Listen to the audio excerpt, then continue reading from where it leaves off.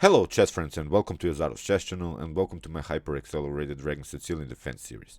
So in this series we see a very effective weapon while playing against e4, and today I wanted to continue with the closed variation. I have created a couple of videos before this one, so in order to get a better understanding please watch first this other videos of this closed Sicilian. Today we will continue with this d3 passive setup by white, and there are some ideas for white in this setup, and I wanted to show you what you shouldn't do and what you should do in these types of variations. So let's see now this close Sicilian with this d3 setup. Here after e4 and c5, knight on c3. Again, we go in our standard hyper-accelerated Dragon Sicilian setup with g6. We have f4, now bishop on g7, and now knight on f3. So knight on c6, of course, preventing this d4 move. And in my previous video, I explained this line with bishop on b5. Today, we're going to continue with this move d3. So this idea about this d3 is this fast development, but white will try to stay closed here. He wants to remain the center closed, and his direction of the pawns are really is really showing the direction where white is gonna attack. So of course he's gonna attack on the king side. Our coordination after d6 will show us that we are attacking here on the queen side. So our goal is maybe to push b5, a5, or maybe after that even b4, just to liberate this very good bishop on g7. So here bishop on e2. And now knight on f6, castling. And this is now the standard setup in this closed Sicilian with bishop on e2 and d3. So I hope you realize that white has a very good coordination here on the king side. All of his pieces are aiming here on the king side, so you have to be careful. White's idea after castling is to play the move queen on e1.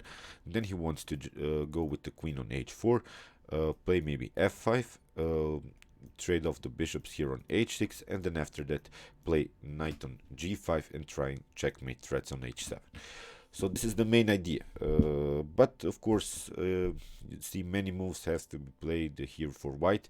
So the first instructive game in this setup I wanted to show you, it was played by Almira Skripchenko against Tan Zongyi here with the black pieces. And here I recommend you, as black here played, the move knight on d4. This is now an important move because you really challenging now so far this likes with bishop on e2. You're also challenging this knight on f3, but you're also challenging this pawn on c2, which is really important, and white is basically forced to do something here and protect the c2. So that's why bishop on e1. And okay, so far so good. White continued the game here, still staying on this very active diagonal and also protecting this c2 pawn. But there is this problem, you see, you have to play two more moves with your bishop in order to connect your rooks. So this setup really breaks the principles of basic chess, in which you should at least try to connect your rook somehow. So white could have problems in long term. So here bishop on g4 was played. So here white played queen on h4. If you try maybe knight takes on d4, then you get c takes d4, knight on d5, and then we can simply trade off the bishops here on d1. After the knight takes on f6, bishop takes on f6, queen takes on d1, and now we can play rook on c8, and this will be our main target here, those very weak pawn on c2. So that's why queen on queen on h4 was played, and now bishop takes on f3. Now we have a problem, because if white of course cannot take with the rook, if it takes with the bishop again, we can take this very weak c2 pawn. So g takes f3, and now e6. This e6 is preventing a potential f5 move in some occasions, while white will try to break through here and liberate his bishop. But now we should simply go after knight on e2, knight on d7, and now trade of queens on d8. We have rook from f to d8, and now the position is really simplified because now we don't have any more this checkmate threats or this trade of bishops on h6, and now we want to get use of this very good diagonal and try to continue our attack on the queen side with b5 and a5 as I explained in the first couple of minutes. So c3. Okay, knight takes on e2. We have bishop takes on e2, and now b5. Just getting use of it. Try to liberate really this long diagonal. So now bishop on d2. We have a5. We have a3, and now f5. If you take e takes f5, then you can play here g takes f5, and this pawn structure in the center is really a weak one. So black will continue, of course, with a better middle game. These bishops are not so good. This bishop is blocked out by its own pawn, so it wouldn't be good here for white to continue. So here, after f5, rook from a to c1 was played, and now knight on f6. And our main target here is also this f4 pawn, because it's weak. It can be attacked maybe with bishop on h6, and then after that, knight on h5. So white has really problems here to defend this weak pawn. b4, a takes b4, a takes b4, and now rook on a1, a2, attacking both of these bishops. So that's why here rook on d1 protecting it. But now we have again this knight on h5 idea.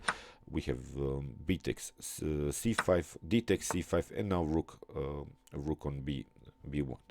And now Tan Zhongyi finds a very nice positional sacrifice. He plays rook takes on d2, because this rook, this bishop was the only protector of this pawn on a4, and also the protector of c3. So now rook on d2, and now bishop takes on c3. So far we get a pawn and a bishop and a tempo for the rook, and it should be enough.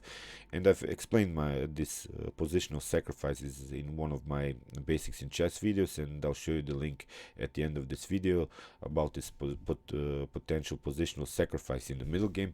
So here rook on a2 was played, and now we have b4, fixing the position. So as you see, these rooks are really blocked out a little bit here. Now this bishop is weak here on e2. So here rook on a6, knight takes on f4, attacking the bishop. We have bishop on f1, bishop on d4 with a check, king on h1, and now rook on d7. Rook on a8, king on g7. Now we have rook on a6, king on f6, rook on b3. We have bishop on c3, and now rook on b1. White desperately tries to get his rooks active here. Now we have knight takes on d3, when now rook on c6, knight on e5, rook takes c5, and now knight takes on f3. So you see, now we have a situation in which we have 4 pawns against 2 pawns here on the queen side, and this is now perfect endgame here for black. E takes f5, we have g takes f5, we have 2 passed pawns, and now bishop on g2 was played. Knight on h4, bishop on c6, rook on d2, rook on c4. You see, this rook stuck through the whole game here on b1. Knight on g6, bishop on g2, and now knight on e5. We have rook on h4, now king on g6. We have bishop on b7, knight on g4, and now h3. And now black finds a really nice attack, because these 3 pieces are very active squares, so we have even checkmate threats here. So rook on h2 was played, king on g1, bishop on d4, king on f1, rook on f2, king on e1, bishop on c3, king on d1, and now knight on e3. And this is now, of course, a forced checkmate, because white has only 1 square here on c1, and then after that we have rook on c2 with the checkmate. So let's see another game in the setup. We have again this queen on e1 idea to go after that with the queen on h4. So here after queen on h4, we have bishop on g4 immediately, knight on c3, knight on d4, again with the same idea to fix the position here around this d4 square, e5, and now bishop takes on f3.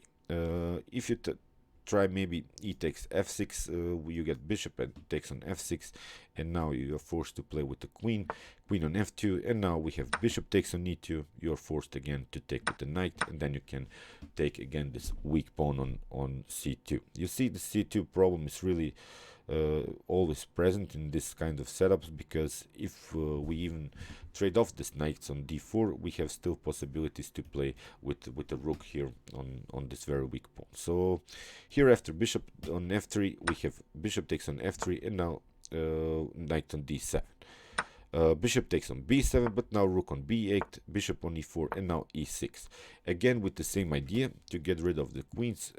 When we get rid of the queens, we don't have any troubles to get checkmated here. Again, White's idea to trade off the bishops on h6 is not so powerful like with the queens on the board.